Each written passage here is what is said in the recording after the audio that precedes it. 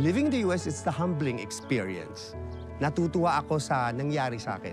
Kasi hindi ko naranasan to when I was in the Philippines. Artista lang ako the whole time. Hindi ko naranasang magtrabaho ng 7 or 8 hours a day. I never experienced that. I'm Iman Basas Esturco. I'm a photographer, event organizer, and I am the founder of the Asian International Film Festival, Arizona.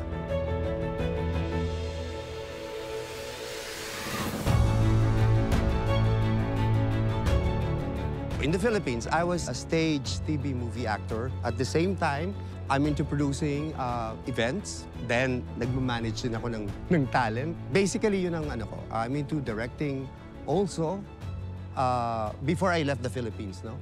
So, yun ang ginagawa ko. One of my friends who's based now here in the US, actually, siya yung nag-convince sa akin. Sabi niya, brother, pumunta ka na rito sa Amerika. Kumbaga, walang mangyayari sa'yo dyan. Kasi, hindi naman ako mainstream actor, no? So, kinakailangang isipin ko yung long term. Before I left the Philippines, pinlano ko lahat. No turning back. So, when I came here, sinabi ko sa sarili ko, gagawin ko ang lahat para ma-achieve ko yung gusto ko. Kaya nung dumating ako dito sa Amerika, kahit ano papasukin ko. Walang mga pili-pili. Kasi, back to zero. Yung una, nag-caregiver ako. Sabi, tinanong ako sa akin, marunong ka ba nito? Sabi ko, marunong ko yan.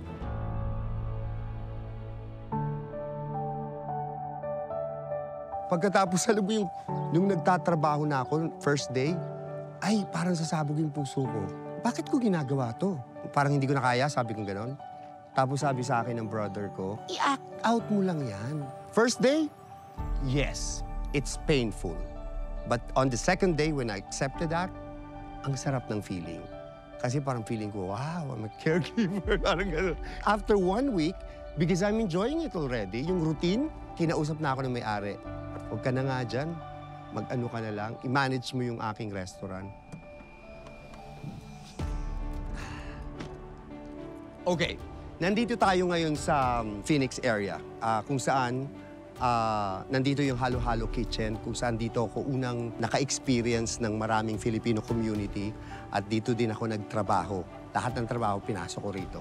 Tignan natin. Wala akong masyadong kaalam-alam sa pagpapatakbo ng restaurant, pero kinaya ko dahil kinakailangan ko mag-survive. Okay? Follow.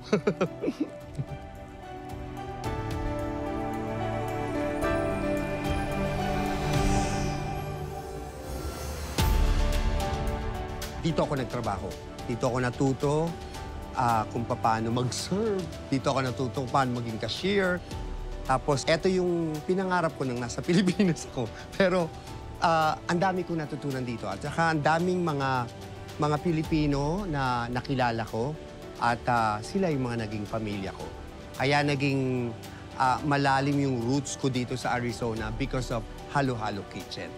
So, I work here from Monday to Saturday. Minsan more than 10 hours. Kasi nga, dapat 8 hours lang. Pero kasi nag-i-enjoy ako, nag-i-stay ako. Unang-una, mahirap yung trabaho. Kung iisipin mo. Pero kaya lang ini-enjoy ko kasi yung bawat trabahong ginagawa ko. Kaya hindi ako nahihirapan. Siyempre, nasa counter ako. Nakikilala ko lahat ng mga tao. Tapos, nalalaman ko yung mabuhay nila. Alam mo yung iba't ibang tao na experience mo, nakakausap mo, kung paano sila nag-struggle dito sa Amerika. Kaya ako umalis ng Pilipinas because I've been in the industry for how many years? Napaka-stressful. Mag-struggle ka talaga. Kung wala kang project, walang kasiguraduhan, walang health benefits. Kaya ako nandito sa Amerika. Gusto ko ng peace of mind. Unti-unti, I was able to build a network here, working in a restaurant.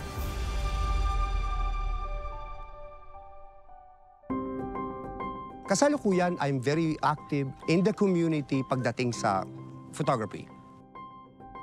Yung Asian International Film Festival, Arizona, nilaunch namin siya noong 2019. So ang main objective nito, parang bridging the world through Asian cinema. We're trying to help the independent filmmakers dun sa mga sa Asia para madala rito sa Amerika. When I was in the Philippines, I keep on attending festivals abroad. So pagdating ko rito sa Arizona, nakitaan ko ng potential through the help of Michael Pollack. He's, He's a philanthropist here in Arizona. We were able to mount that festival. Kumbaga, nag-align lahat because of my right attitude. I'm very positive. Para akong kabuti. Ilagay mo ako dyan, tutubo at tutubo ako. Life is too short. Hindi natin dapat pabayaan yung sarili natin. You have to take care of yourself. 53 years old na ako. Pero I know that I don't feel that way. I feel younger, hindi kung ganon. Pero bakit kamo? When I started taking MX3 capsule at saka yung coffee, ang laking bagay kasi meron siyang antioxidant at saka meron siyang anti-inflammatory. Para siyang naging shield ko. Alam mo kasi, with the extreme weather condition here in Arizona, pabago-bago ng weather, magkakasakit ka talaga. Pero dahil sa MX3, naging shield ko siya para hindi ako magkasakit. That's why I'm very thankful to MX3. Ang dami ko pang gustong gawin sa buhay at marami pa akong gustong tulungan. Pero ipaprioritize ko muna yung sarili ko. Iwasan natin yung mga negatibong bagay at iwasan natin yung mga makakasama sa atin. Health is wealth. Salamat sa MX3. I believe because of MX3, magagawa ko pa yung mga bagay na gusto kong gawin sa buhay ko. MX3, dito ako believe.